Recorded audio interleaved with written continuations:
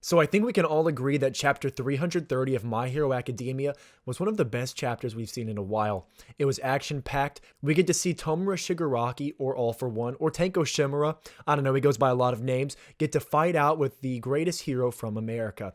But one of the most notable parts of this chapter is the introduction of a really unique quirk, and the quirk kind of reminds me of a cursed technique you would find within Jujutsu Kaisen. As I mentioned last video, these quirks within My Hero Academia are typically something you or I would be able to conjure up on our own imagination, but this quirk right here is completely new and something that I'm so excited to see. Within chapter 330, Star's introduction is absolutely badass, casually flying on a jet, and she tells Tomura Shigaraki that she will make sure his remains make it back to his loved ones. Well, turns out, Shigaraki doesn't have any loved ones for his remains to make it back to. And as expected, Horikoshi does not wait around even remotely to get this fight started. We see Shigaraki use some radio waves and air cannons to cause a giant amount of destruction midair, which I can't even believe when this is going to be animated because it is going to be absolutely bonkers. We see Shigaraki tank some lasers and reflect it back towards Star, and Star unveils the quirk New Order, in which she creates a rule making the lasers now holdable. This quirk might be the most busted quirk we've seen thus far. What we know about New Order is she can impose two rules simultaneously,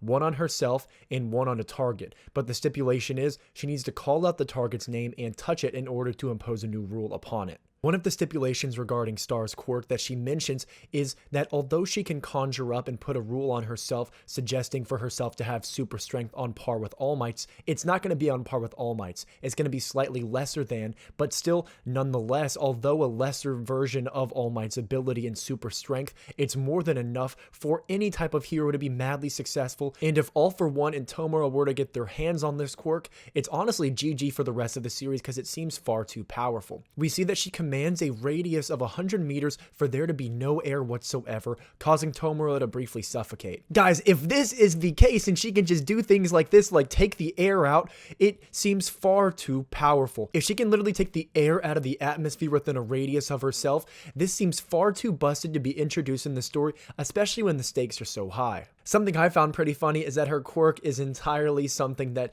Horikoshi and I guess people from all around the world would expect for an American hero to have. She can simply touch something and put a new rule on it immediately, which I guess is something in very American fashion. But she also admires All Might so dearly that she not only mimics All Might's appearance, but she adds on to it, going from 2 tufts from All Might and 8 for herself. While reading this chapter, I was going pretty crazy because I was like, oh my gosh, Star is going to absolutely body Tomura, and with the stipulation of her quirk, I honestly feel, unless Horikoshi brings something in regarding a limitation, if she were to say, for instance, no quirk can be used against me while fighting, wouldn't that rule essentially make her invincible? I really hope Horikoshi sets some stipulations regarding this because it seems far too powerful, and I really don't see how our heroes could win at the end of the day if Tomura were to get his hands on this. For instance, All for One could heal his body back to its former glory, and as a result, what would our heroes have remotely to stand against it?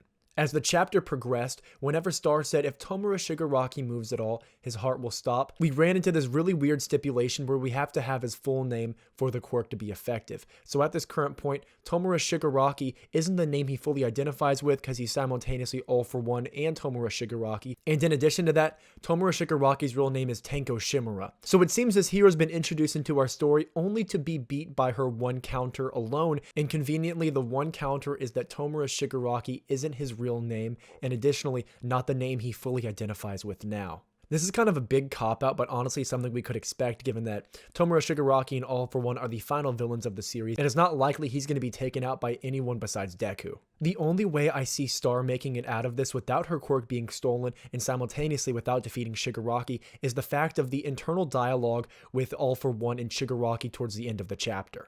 What we see is that All for One is continually merging to be 100% both Tomura Shigaraki and All for One, and that his drive and desire for destruction and all of these other qualities that Tomura possesses isn't allowing All for One to completely take over his body, but rather be molded into one person. And we see Shigaraki scream no in regards to the merging. He doesn't want to merge with All for One, which is clear. He wants to be his own person, which in turn will cause this internal struggle with Tomura and All for One fighting for control, which could give Star a chance to escape. I'm sure she's going to continually fight versus Shigaraki until she realizes that this fight isn't going to go anywhere, especially with the whole name stipulation. I imagine with the contrast between Tomura and All For One fighting amongst themselves, they're going to have more so a battle with each other rather than Star, which is the only way that Tomura and All For One are not going to get this quirk, which in turn would upset the balance of power within the entire series. The chapter does end with a giant explosion, but don't worry, I think that Star is going to be fine, and I have a lot of faith in Horikoshi that he wouldn't just deliver All For One and Shigaraki the perfect quirk on a silver platter just within a few chapters, only for our heroes to be set back even further than they already are. If you enjoyed this discussion on chapter 330 and kind of where the fight's going to go with Shigaraki and Star, I encourage you to drop a subscription if you haven't already. I know this video doesn't have a ton of editing like normal, but I just wanted to kind of talk about it and have a free flow conversation with y'all regarding what I thought of this chapter, the Quirk New Order, and where the fight will go.